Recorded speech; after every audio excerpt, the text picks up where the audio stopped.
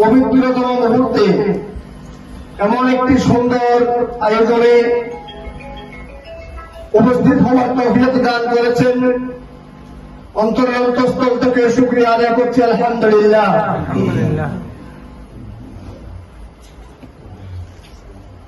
আসলে আজকে বক্তৃতা দেওয়ার পালা নয়, অনুভূতি পেশ করার পালা। এখানে বক্তৃতা দেওয়ার কিছু নেই। আমার পূর্বে আমার শ্রদ্ধেয় মামা জনাব ডাক্তার নুরুল ইসলাম সাহেব ওনার অনুভূতি ব্যক্ত করেছেন। আলেম ওলামাদেরকে দেখে ওনার মনের মধ্যে কি অনুভূতি জাগে, সুন্দর পরিবেশ দেখে ওনার মনের মধ্যে যে একটা সুন্দর অনুভূতি সৃষ্টি হয়েছে তা প্রকাশ করেছেন। আরেকটা বাচ্চাত কারণ হচ্ছে আজকে যারা নবীন আলেম হয়ে এসেছেন আমাদের এখানে, তারা দুজনেই ওনার নাতি, ওনার ছোট ভাই আমাদের সর্বজন শ্রদ্ধেয় জনাব ডাক্তার আব্দুল করিম সাহেব, উনিও আছেন এখানে। ওনাদের অবশ্যই অন্তরটা খুশিতে ভরে যাওয়ার কথা। এই ওনাদের গোষ্ঠীর মধ্যে, বংশের মধ্যে এমন যোগ্যতা সম্পন্ন আলেম দ্বীন আল্লাহ পাক রব্বুল আলামিন উপহার দিয়েছেন। আমি আমার ব্যক্তিগত পক্ষ থেকে এই দুজন আলেমের মাধ্যমে ওনাদের পুরা গোষ্ঠীকে আমি ধন্যবাদ জানাতে চাই। আমার জানা মতে এই দুজন আলেম সূচনা হলো, এই সূচনা থেকে ইনশাআল্লাহ ওনাদের বংশের প্রদীপ দিন দিন আরো বৃদ্ধি পাবে, আমি আশা রাখি। আমি আমার ব্যক্তিগত একটা অনুভূতি পেশ করি।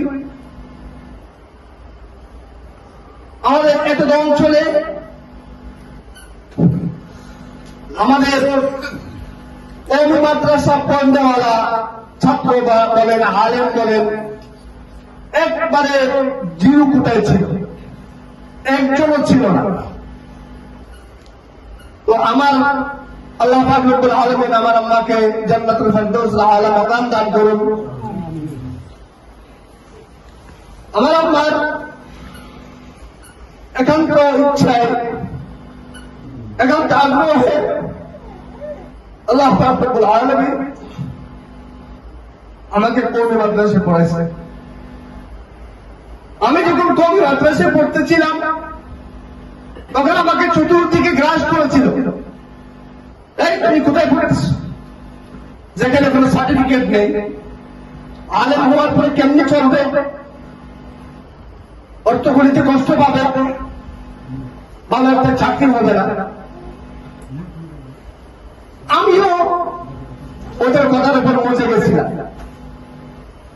কিন্তু আলহামদুলিল্লাহ সুম্মা আলহামদুলিল্লাহ আবার দোয়া করতেছে আমার আম্মাকে জান্নাতুল ফেরদৌস আলা মাকাম দান করুন। আমার আম্মা একবারে খারাপ ছিলেন, যে তত কথাই বলেন, বাবা তোকে কওমি মাদ্রাসায় পড়তেই হবে।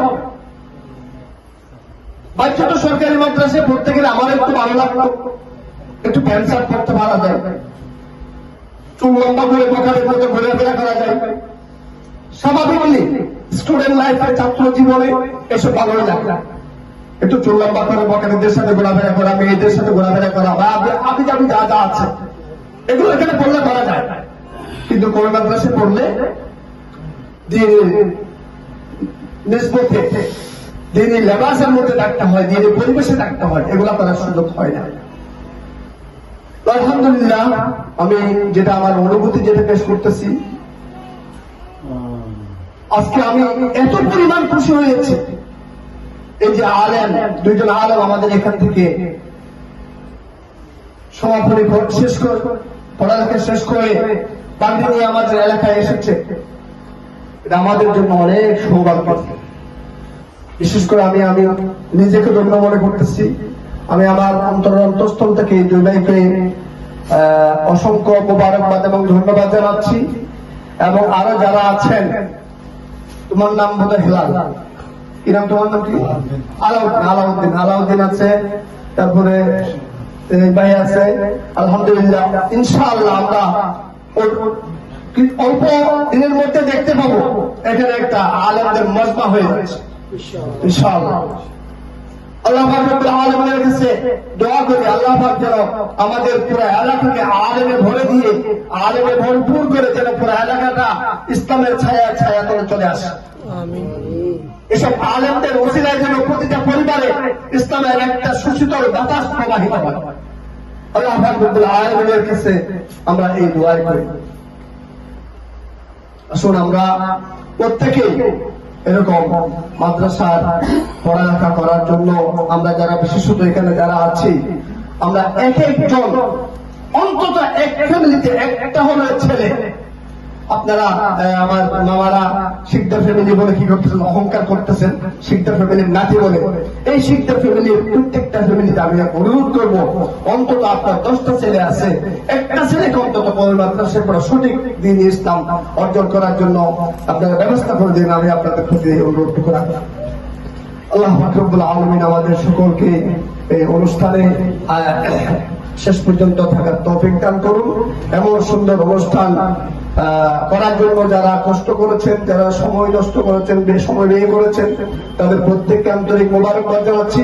এবং ইনশাআল্লাহ আমি এখানে ঘোষণা দিচ্ছি, আমাদের পরিচালনাধীন একটা নুরানি মাদ্রাসা রয়েছে, আপনারা হয়তো অনেকেই জানেন। আমরা ইনশাআল্লাহ আমাদের মাদ্রাসার পক্ষ থেকেও এই নবীর আলেমদের জন্য একটা সংবর্ধনা অনুষ্ঠানের আয়োজন করবো ইনশাআল্লাহ। আমি আপনারা উপস্থিত যারা এখানে আছেন আপনাদেরকে আগাম দাওয়াত দিয়ে রাখতেছি।